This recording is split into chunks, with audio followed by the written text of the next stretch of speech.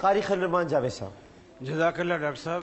رسول اکرم صلی اللہ علیہ وسلم نے فرمایا علی کی میرے ساتھ نسبت ایسے ہے جیسے موسیٰ علیہ الصلوۃ والسلام کی ان کے بھائی حضرت ہارون علیہ الصلوۃ والسلام کے ساتھ تھی، لیکن میرے بعد کوئی نبی نہیں۔ جی میں یہ عرض کرنا چاہ رہا ہوں کہ جس ہستی کی قرآن و حدیث میں اصلی فضیلتیں ثابت ہوں اور اتنی ساری فضیلتیں ہوں، ان کے لیے ہمیں مبالغہ کرنے کی کیا ضرورت ہے؟ صحیح۔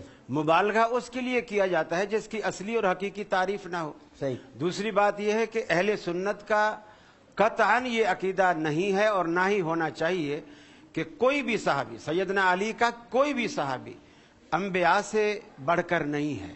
کوئی بھی اہل سنت کے نہیں تو ان کا کوئی بھی صحابی انبیاء سے بڑھ کر میں نے اپنے عقیدے کی بات کی، میں نے کسی جزاک دوسرے کے اللہ، عقیدے کی بات میں نے بھی اہل سنت آپ جو ہے آپ اپنے میں نے اہل سنت کے عقیدے کی بات کی ہے، آپ کی بات میں نے بالکل نہیں صحیح، کی۔ بالکل صحیح۔ دوسری بات یہ ہے کہ رسول اکرم صلی اللہ علیہ وسلم سفر میں تھے، رات کے وقت آپ نے ایک جگہ قیام کیا، بلال سے کہا کہ بلال تم جاگتے رہنا اور اذان دینا صبح، لیکن بلال کی بھی آنکھ لگ گئی، وہ بھی تھکے ہوئے تھے، اللہ کے رسول صلی اللہ علیہ وسلم کی بھی آنکھ لگ گئی، سارے صحابہ کی آنکھ لگ گئی، حتیٰ کہ سورج نکل آیا اور نبی کریم صلی اللہ علیہ وسلم کی پیشانی پر اس کی کرنیں پڑنے لگی اور آپ سب سے پہلے بیدار ہوئے اور بلال پر غصے ہوئے کہ تیری ذمہ داری تھی اذان دینے کی، تو نے ہمیں کیوں نہیں جگایا؟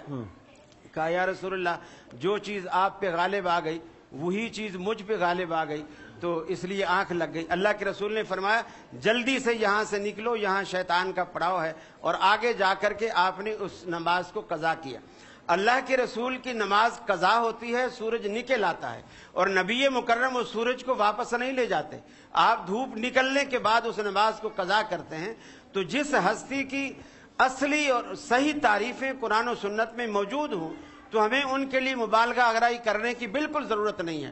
یہ من گھڑت روایات ہیں کہ اسی طرح حضرت بلال کے لیے مشہور ہے کہ جو حضرت بلال حضرت بلال، میں آپ کی گفتگو خاموشی سے سنتا رہا، قریشی صاحب نے 15 منٹ گفتگو ہم خاموشی سے سنتے رہے، اب میری 5 منٹ گفتگو ہوتی تو سارے بول پڑتے۔ کوئی نہیں بول رہا، یہ طریقہ صحیح نہیں ہے۔ حدیث کا سہارا نہیں لیا، میں نے آیت کا سہارا لیا۔ آپ نے جس کا بھی سہارا لیا ہے، یہ کسی آیت میں نہیں ہے کہ سورج واپس چلا گیا اور حضرت علی، سورج کی بات کی، میں وہی بات کر رہا ہوں۔ یہ بیچ میں اٹھاتے ہیں نا، میں تو پپیتا کھا رہا ہوں، لیکن میں ابھی نہیں کھاؤں گا، میری بات بات پوری قاری صاحب آپ بات کریں، آپ روٹ جاتے ہیں، شروع ہو جاتے ہیں، بھائی آپ بات کریں پلیز، بات کریں، نہیں ہو گیا وہ خاموش ہو گئے، بات سب خاموش ہو گئے، اس لیے کہ دوسرے کی بات ہوتے ہوئے پھر گفتگو نہیں۔ چلیں آگے کیجئے۔ اسی طرح لوگ کہتے ہیں کہ حضرت بلال نے جو اذان سحر نہ دی، قدرت خدا کی دیکھو نہ مطلق سحر ہوئی، دلیل کیا ہے؟ جی قوالی شریف میں آیا ہے۔ تو یہ قوالی شریف بھی کوئی دلیل ہے؟ جس طرح مفتی گوگل دلیل ہے، جس طرح اخبارات دلیل ہے، جس طرح میڈیا دلیل ہے، اسی طرح سارے دلائل ہیں۔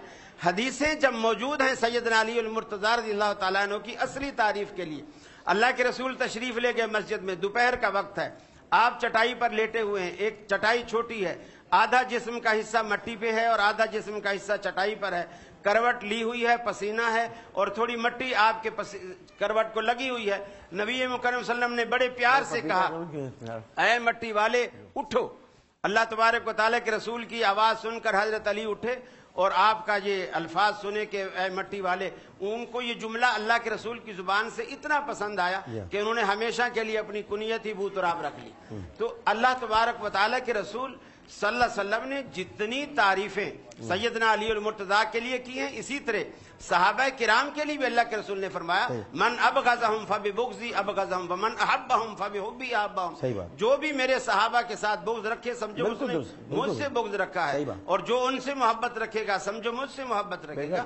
تو ہم مسلمان ہیں اور ہمیں تمام صحابہ کرام کا اکرام کرنا چاہیے۔ اسی طرح رسول اکرم صلی اللہ علیہ وسلم سے پوچھا گیا اللہ کے رسول آپ کو مردوں میں سب سے زیادہ پسند کون شخص ہے؟ سب سے زیادہ، بلکہ مردوں کا لفظ نہیں کہا، آپ کو دنیا میں سب سے زیادہ کون پسند ہے؟ آپ نے فرمایا عائشہ۔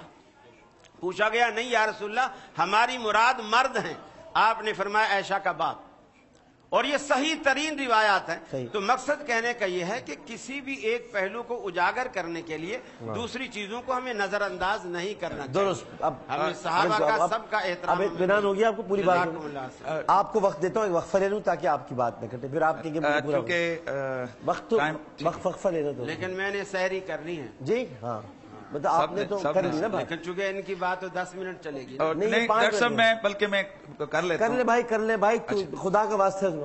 پہلے- 1 منٹ میں نہیں ہو سکتی بھائی. چل میں جلدی سے 2 منٹ میں نہیں ہو سکتی بات. ہوگی 2 منٹ میں کر دیتا کر لیں، ہوں. 2 منٹ میں کر لیں. ڈاکٹر صاحب بات یہ ہے کہ آپ نے یہاں فرمایا تھا کہ آپ فضائل علی کی بات کریں، جی. نقائص علی کی بات نہ کریں.